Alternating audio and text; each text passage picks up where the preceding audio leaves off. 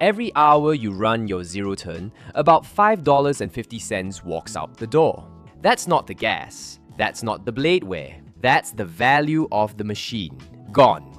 Every hour the engine turns. By the time you go to sell that $6,000 mower, the guy down the street with the identical machine, same year, same model, same hours on the clock, is asking 2 to 3 times what you get for yours. He did 10 things right. You did 10 things wrong. These are the 10 zero-turn mistakes that absolutely kill your resale value. Starting at number 10. Number 10. Cutting the same pattern every time. This one seems small, but buyers notice the lawn before they notice the mower. If you've been cutting the same direction, same path, every single week for 3 years, your yard is going to show it. Dead strips where your tires compress the same line of turf. Clipping buildup on one side. Ruts forming in soft ground. When a buyer comes to look at your mower, the first thing they see is your lawn. And if it looks beat up, they are already thinking the mower caused it. Or worse, that you don't take care of equipment. Switch up your cut direction. Alternate your pattern. It costs you nothing, and it protects the one thing every buyer sees first. Number 9. Skipping blade maintenance. Dull blades don't cut grass, they rip it. And ripped grass turns brown at the tips within 48 hours. If a buyer test drives your mower and sees brown, shredded tips on every pass, they know the blades haven't been touched in months. That's not a mower problem, that's a neglect signal. Worse, worn-out blades create gaps between cut paths. You end up with those little mohawks running down your lawn. The buyer sees that and thinks the deck is out of alignment or the spindles are shot. Now they are mentally deducting $300 to $500 for repairs that might not even be needed. All because you didn't sharpen a $15 blade. Number 8. Running ethanol fuel without stabilizer. Most gas at a pump is E10, 10% ethanol. Your car handles it fine. Your zero turn does not. Ethanol draws moisture into the fuel system. That moisture sits in the carburetor, the fuel lines, the tank. Over time, it corrodes metal parts, stiffens rubber seals, and gums up the carburetor with varnish. The higher the ethanol content, the worse it gets. E15 is actually prohibited for use in mowers because testing showed it caused hotter operating temperatures, erratic running, and outright engine part failure. When a buyer pulls the air filter and sees green corrosion around the carburetor, they are either walking away or they are cutting their offer by $1,000. Use ethanol-free fuel if you can find it. If you can't, add stabilizer with every fill-up. Not just before winter, every fill-up. Number 7. Storing it outside year-round. UV destroys plastic and vinyl.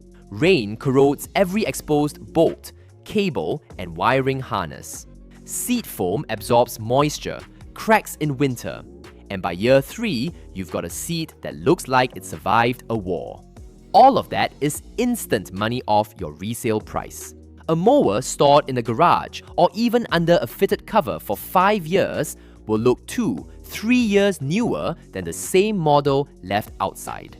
And looks matter. On Facebook Marketplace and Craigslist, the listing photo is everything. A sun-faded, rust-spotted mower with a cracked seat doesn't get clicked. A clean, covered unit with original color gets calls the same day. Number 6. Never keeping maintenance records. No receipts, no logbook. No record of oil changes, blade swaps, belt replacements, filter changes, nothing. And when a buyer asks what service has been done, the answer is, I change the oil every year, I think. Here's the reality. Mower buyers in this market are getting smarter. They know that a 2,000-hour useful life means a machine at 500 hours should still have 75% of its value if it was maintained. But without records, they can't verify anything. So they assume the worst and price accordingly. A spiral notebook in the garage with dates, hours, and what you did costs you nothing to maintain. It could be worth $500 to $1,000 on resale day. Number 5. Buying a box store brand in the first place. This one hurts because you can't fix it after the fact.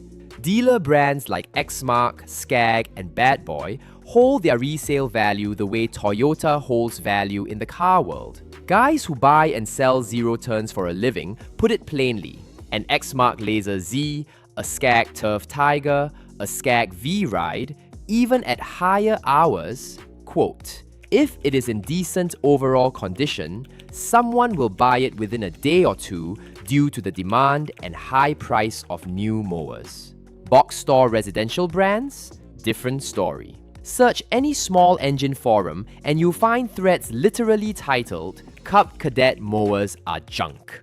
Owners reporting steering linkage falling apart at 110 hours. Hydrostatic transmissions failing. Deck belts replaced 3 and 4 times. One longtime forum regular put it plainly, quote, I've had such a bad experience with upscale MTD equipment that I avoid any of the new lines. That reputation follows the machine to the used market. A well-maintained residential unit with 400 hours will sell for less than a rougher-looking commercial Scag with 900 hours. The buyer trusts the brand because the brand was built to last. If you're buying new and resale matters to you, spend the extra money at a dealer. That's where the value lives. Numbers 4 through 2 are the expensive ones, starting with the single most ignored component on the entire machine. Number 4. Neglecting the hydrostatic transmission. Most zero turns have 2 independent hydrostatic drive units, one for each rear wheel. The exact architecture varies. Most residential and prosumer machines use integrated transaxles. Heavier commercial units like the Scag Turf Tiger use separate pumps and reel motors. John Deere's Z9 series uses dedicated tough torque assemblies. Different builds, same principle. Pressurized fluid moves each wheel independently. That fluid runs 180 to 200 degrees during normal operation and pushes 250 to 275 under load on a hot day. At those temperatures, the fluid breaks down into varnish and sludge that eats internal components. A fluid and filter change is a $50 to $100 job if you do it yourself, $140 to $320 at a dealer. A full transmission replacement? $1,500 to $3,000 total on a residential machine. On heavy commercial units, you can hit $5,000 per side. And if a buyer hears a whine, feels a hesitation, or notices one side pulling harder than the other during a test drive, they know exactly what's coming. They'll either walk or deduct the full repair cost from their offer. Check your owner's manual for the exact service interval. It ranges from 75 hours on heavy commercial use up to 500 on light residential, with most homeowner brands sitting around 200 hours or once a year. It's the cheapest insurance on the entire machine. Number 3 is sneaky. Most people don't even realize they've done it. Number 3. Disconnecting or ignoring the hour meter. Hour meters on mowers aren't like odometers on cars. They're easy to disconnect, easy to swap, and easy to ignore. Some owners never reconnect them after a repair. Some don't even know theirs stopped working. The problem is this. When a buyer looks at a mower with no hour reading or a suspiciously low number, they don't give you the benefit of the doubt. They assume the worst. An unknown hours machine gets priced like a high hours machine every time. Because the risk is entirely on the buyer, and they know it, keep your hour meter working. If it fails, replace it. A $30 gauge protects thousands in resale value. Number 2. Buying too small a transmission for your acreage. Most buyers fixate on horsepower, 24 horse, 26 horse, 30 horse. But horsepower is about cutting through thick grass. The transmission determines how fast the machine moves and how long it lasts under sustained use. A Hydro Gear EZT 2200 on a machine cutting 4 acres every week is being run at its absolute limit. That's the entry-level residential transaxle. Sealed unit, not designed for field service, sized for 1 acre or less of light duty. Within 2 to 3 seasons of overloading it, it's sluggish, slow, and burning up. A ZT3400, which is true commercial grade, on the same property, barely breaks a sweat. Here's where it kills resale. A typical residential zero-turn has a useful life of 1,000 to 1,500 hours total. A mower with a worn-out residential-grade transmission at 800 hours is essentially a parts machine. The engine might be fine, the deck might be fine, but if the transmissions are shot, no buyer is paying more than scrap value. You can't undo this after the fact. The transmission class is set at the factory. If you're on 2+ acres, buy the bigger transmission. Not the bigger engine, the bigger transmission. Your resale value in 5 years depends on it more than any other single component. And the number one resale killer? It's the one that ties everything together. Number 1. Zero documentation. Zero service history. This is number 6, taken to the extreme. Records, no receipts, and the mower shows it. Rust on the deck, stale fuel smell, oil that looks like coffee, dates that haven't been touched in a year, belt, seat torn from UV exposure. Every single mistake on this list compounds. Mower stored outside, run on ethanol, with dull blades, no fluid changes, and zero documentation doesn't just lose value the way average machines do. Loses 60-70% of original price, sometimes more.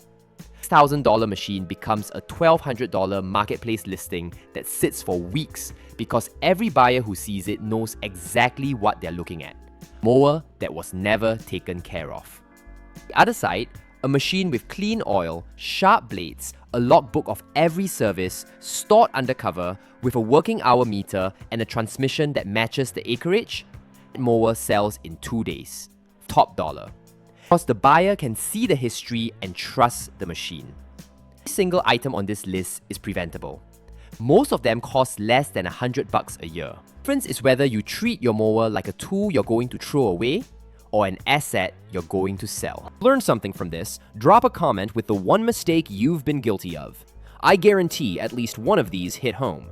If you want to see the brands that actually hold their value and why, that video is right here.